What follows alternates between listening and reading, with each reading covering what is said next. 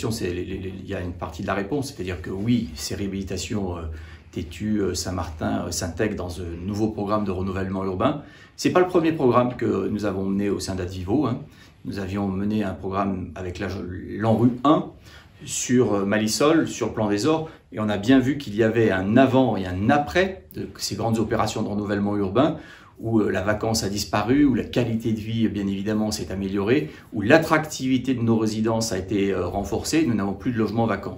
Eh bien, nous avons décidé d'investir lourdement, plus de 30 millions d'euros sur cette vallée de Gers, sur des espaces publics, sur des équipements publics, mais également sur le logement social, avec les réhabilitations qui s'inscrivent dans cette continuité que nous avions déjà entamée sur les bâtiments 1, 2, 3, 4 et 5,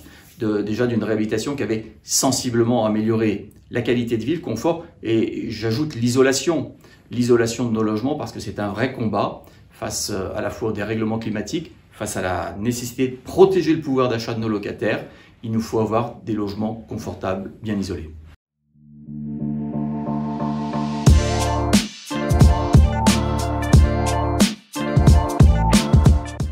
En plus de la rénovation énergétique de ces bâtiments, ces travaux de réhabilitation qui sont lourds, plus de 5 millions d'euros, portent sur tous les éléments techniques, les équipements électriques, la sécurisation, les ascenseurs, tout ce qui participe bien évidemment à la sécurité de nos locataires. Et c'est l'une des premières de nos missions, c'est de faire en sorte d'être dans des logements qui soient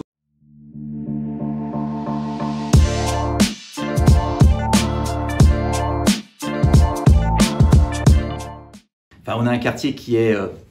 à proximité immédiate du centre-ville. Le quartier de Saint-Martin, entre le quartier de Saint-Martin et le centre-ville, il n'y a que quelques minutes à pied, donc c'est un quartier très attractif. C'est l'ancien bassin industriel de notre ville, qui a fait la richesse de notre ville, avec cette rivière, la Gers, le long duquel se sont développées de longues industries. C'est un quartier qui a connu une vraie mutation avec la désindustrialisation qu'il nous faut reconquérir à travers ces travaux sur le logement, à travers les travaux sur l'espace public, avec l'installation du musée de l'industrie textile, avec ces gros travaux qui sont aujourd'hui menés sur l'Ocagère qui accueillera la totalité des activités du centre social, le théâtre Saint-Martin, les archives municipales. C'est un quartier très très bien placé dans notre ville, dans lequel l'ensemble de ces travaux de réhabilitation vont recréer une vraie attractivité, un vrai plaisir de vivre.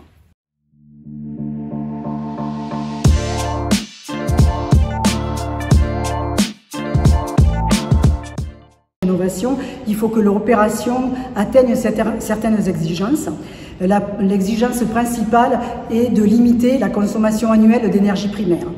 Pour notre opération, donc, on ne devait pas dépasser une consommation annuelle de 96 kWh d'énergie primaire par mètre carré.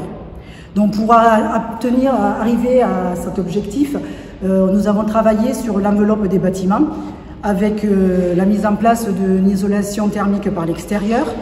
une réfection du complexe d'étanchéité de toiture-terrasse, en remplaçant les menuiseries extérieures et les occultations et en isolant le plancher bas de la résidence Tétu qui, avec son caractère patrimonial,